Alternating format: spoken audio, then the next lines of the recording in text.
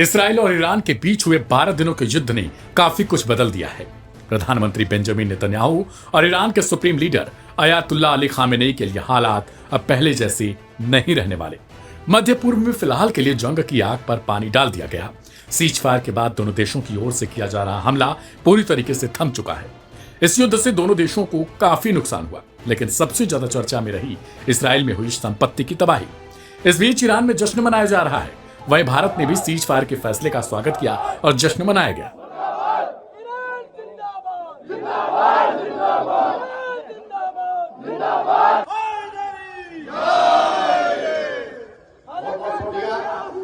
मैं अपने मीडिया के तमाम अरकान का पहले से शुक्रिया अदा करता हूँ, क्योंकि सीज फायर के बाद अमेरिका मुर्दाबाद मुर्दाबाद मुर्दाबाद अमेरिका मुर्दाबाद मुर्दाबाद मुर्दाबाद इस्राइल मुर्दाबाद मुर्दाबाद मुर्दाबाद नेतन्याहू मुर्दाबाद मुर्दाबाद मुर्दाबाद।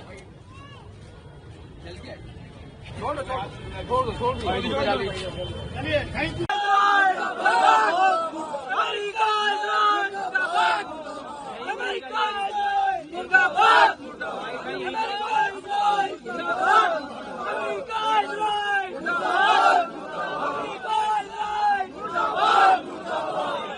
Aim right, achieve big. At KR Mangalam University, we provide you the platform to turn your dreams into reality. At KR Mangalam University. ये जश्न का वीडियो लखनऊ का है। ईरान पर हुए हमले के खिलाफ लखनऊ के मुसलमानों ने जोरदार प्रदर्शन किया है। इस दौरान अमेरिका के राष्ट्रपति डोनाल्ड ट्रंप और इसराइल के मुखिया नेतन्याहू के पोस्टर जलाए गए और जमकर नारेबाजी की गई। लखनऊ के छोटा इमामबाड़ा पर हैदरी टास्क फोर्स संगठन की ओर से यह प्रदर्शन किया गया।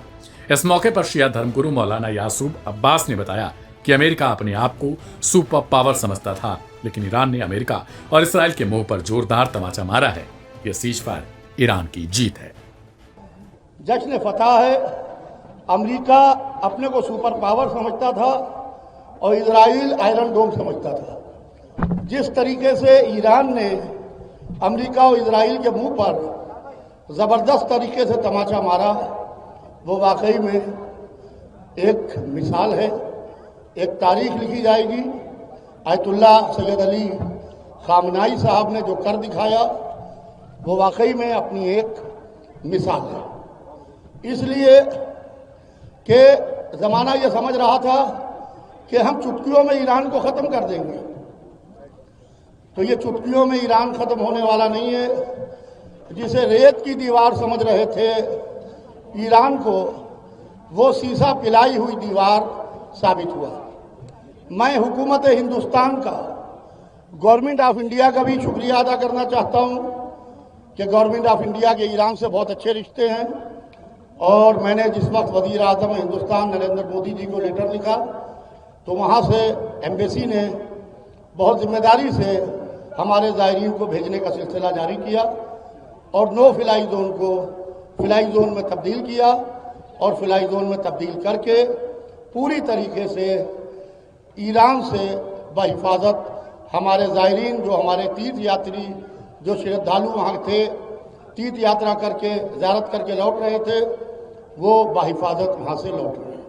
अमेरिका की तरफ से ऐलान आया है सीज फायर का, लेकिन एक ज़्यादती अमेरिका की तरफ से हुई है और अमेरिका ही ने हमला किया और उसके बाद उसके जवाब में ईरान ने बहुत ज़बरदस्त हमला किया, उनके अड्डों को तबाह बर्बाद कर दिया है।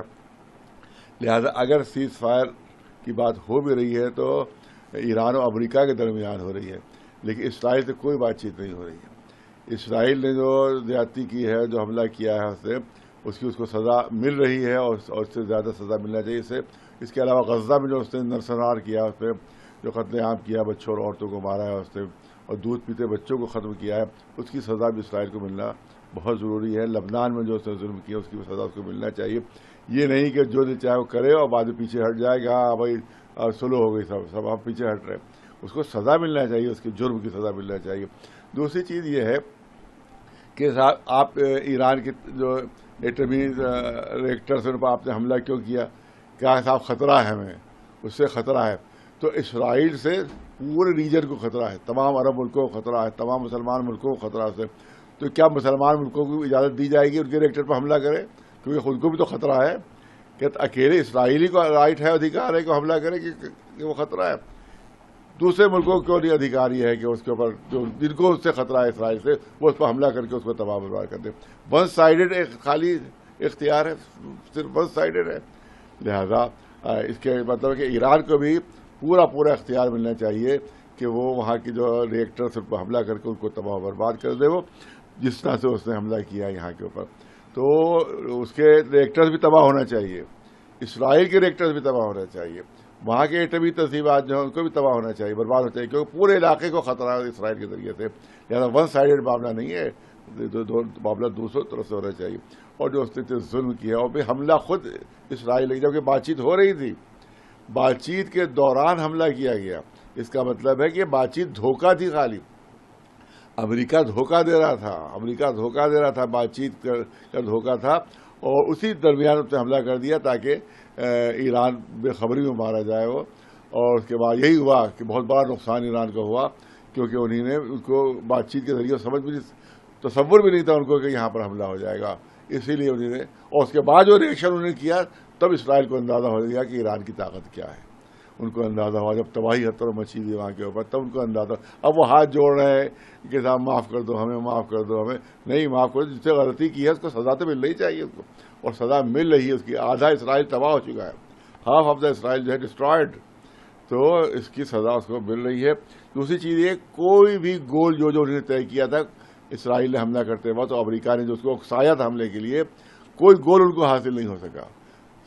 टोटल 100% ईरान की जीत हुई है, और वहाँ के जो रहबर उनकी जीत हुई है। उसने ऐलान किया था अमेरिका ने कि हम वहाँ की जो मजहबी क़यादत है उसको अपनी सो नाबूद कर देंगे, हटा देंगे। आज भी वो बाकी है अपनी जगह पर।